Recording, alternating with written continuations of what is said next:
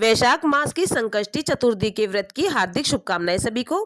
आज की वीडियो में जानेंगे वैशाख मास में संकष्टी चतुर्थी का व्रत कब किया जाएगा और कब इसका पारण किया जाएगा।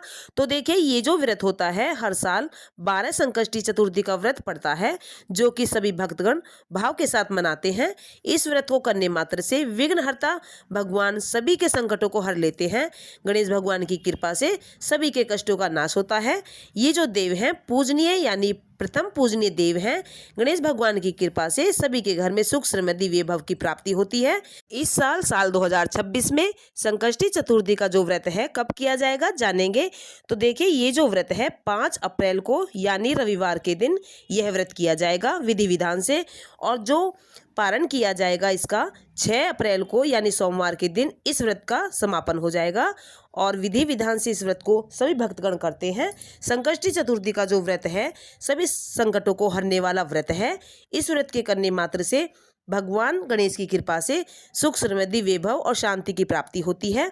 कहा जाता है कि सुबह स्नान आदि से निर्वृत्त होकर के धूप दीप दिखा करके गणेश भगवान की पूजा अर्चना करके भोग प्रसाद लगा करके सभी भक्तगणों में प्रसाद को बांट करके उनका आशीर्वाद प्राप्त किया जाता है।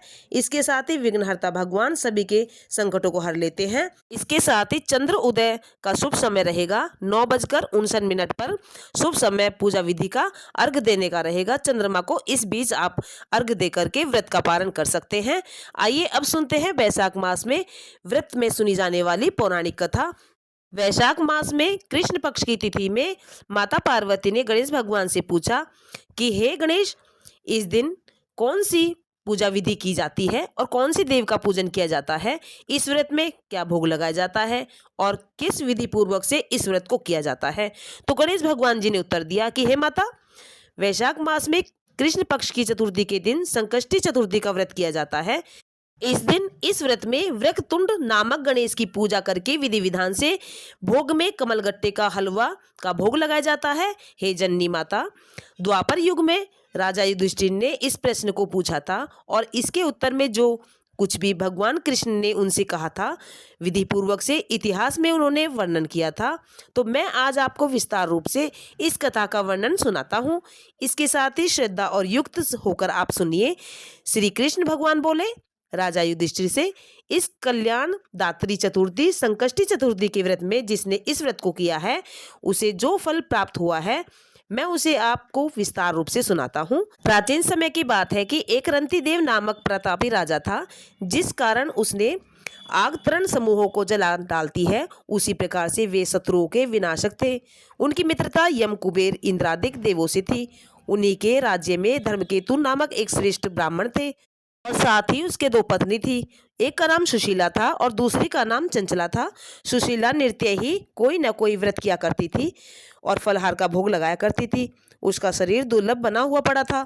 इसके साथ ही विपरीत चंचला जो थी, कभी भी वह व्रत उपवास नहीं करती थी और वह भरपेट भोजन किया करती थी।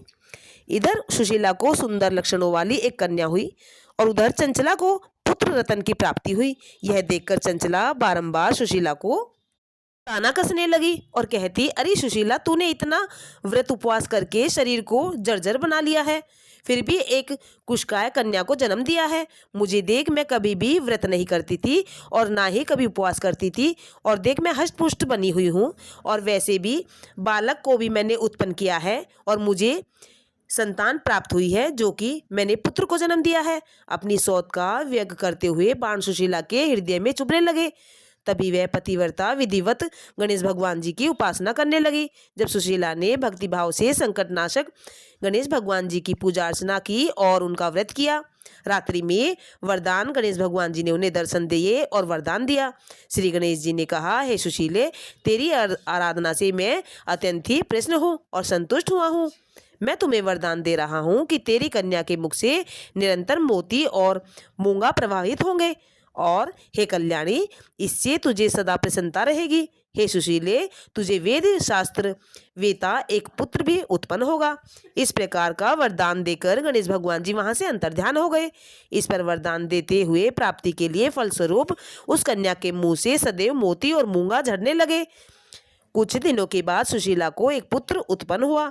तदनंतर धर्मकेतु स्वर्ग गामी को हो गया। उसकी मृत्यु के अंतर्गत चंचला का घर सारा धन लेकर के दूसरे घर में जाकर रहने लगी। परंतु सुशीला पति गृह के घर में ही रहकर अपने पुत्र और पुत्री का पालन पोषण करती थी। उस कन्या के मुंह से मोती मूंगा गिरने के फलस्वरूप सुशीला के पास अल्प समय में ही मोती मूंगा के गिरने से बहुत सारा धन एकत्रित हो गया और इसके साथ ही इस कारण चंचला उससे ईर्ष्या करने लगी। एक दिन हत्या करने के उद्देश्य से चंचला ने सुशीला की कन्या को कुएं पर ढकेल दिया। उस कुएं में गणेश जी ने उसकी रक्षा की और वह बालिका सकुशमंगल अपनी माता के पास लौट आई। और जैसे ही चंचला उस बालिका को देखती है तो उसका मन उद्विग्न हो उठा। वह सोचने लगी कि जिसकी रक्षा ईश्वर करता है उसे कौन मार सकता है। इधर सुशीला अपनी पुत्री को पुनः प्राप्त कर प्रसन्नतापूर्वक से झूमने लगी और पुत्री को छाती से लगाकर स्नेह करने लगी और कहने लगी, श्री गणेश भगवान जी ने तुझे पुनः जीवन दान दिया है। अनाथों के नाथ गणेश भगवान जी ही हैं। चंचला आकर उसके पैरों में नमस्तक करने लगी और उन्हें प्रणाम करके सुशीला जी के आश्चर्य का ठिकाना न रहा और चंचला हाथ जोड़ करके कहने लगी, हे बहन सुशीला, मैं तुम्हें बहुत ही पापन दुष्टा हूँ। तुम्हारी पुत्री पर मैंने अपराध किया है। बहन मेरे अपराध क्षमा कर दीजिए, मुझे माफ कर दीजिए। आप दयावती हैं, आपने दोनों कुलों का उद्धार किया है, जिसका रक्षक देवता है और भगवान गणेश है और उसका मानव क्या बिगाड़ सकता है। जो लोग संतों एवं सत्पुरुषों का दोष देखते हैं वे अपनी करनी से स्वयं नाश को प्राप्त कर लेते हैं। इसके बाद चंचला ने भी उस कष्ट निवारक पुण्यदायक संकष्ट चतुर्थी का व्रत किया। इसके साथ ही इस व्रत का विधि विधान से पालन किया और व्रत का विधि पूर्वक से चंद्रमा को अर्घ्य दे करके व्रत का पालन करके प्रसाद भोग सभी में बांट करके व्रत को विधि पूर्वक से पूर्ण किया। इसके साथ ही गणेश भगवान की कृपा से दोनों बहनों में अनुग्रह में परस्पर दोनों में प्रेम हो गया और जिस गणेश भगवान की कृपा से दोनों में प्रेम हुआ उसके शत्रु भी मित्र बन गए और सुशीला द्वारा संकटनाशक चतुर्थी का व्रत करने मात्र से सभी के सौत चंचला का हृदय परिवर्तन हो गया। श्री गणेश भगवान जी कहते हैं कि देवी पूर्व काल का पूरा वृतांत आपको सुना दिया है। इस श्लोक में इससे श्रेष्ठ विघ्न विनाशक कोई दूसरा व्रत नहीं है। श्री कृष्ण भगवान जी कहते हैं कि हे धर्मराज, आप भी विधि पूर्वक से गणेश जी का विधि पूर्वक से पूजन करें और व्रत को करें। इसके करने से आपके शत्रुओं का नाश होगा और अष्ट सिद्धियां और नवधियां आपके सामने कर बुद्ध होकर के खड़ी हो जाएंगी। धर्मपरायण युधिष्ठिर, आप अपने भाइयों, धर्मपत्नी और माता के सहित इस व्रत को कीजिए। इस व्रत को करने मात्र से सभी संकटों का निवारण होगा और समस्त पाप नष्ट होंगे। इस व्रत को करने मात्र से आपको अपने राज्य को प्राप्त कर लेंगे। तभी से यह व्रत की परंपरा चली आ रही है। जो भी भक्तगण इस व्रत को करते हैं, श्रद्धा और भाव के साथ गणेश भगवान का पूजन करते हैं और विघ्नहर्ता भगवान उनके सभी संकटों का नाश कर देते हैं और समस्त पाप नष्ट हो जाते हैं।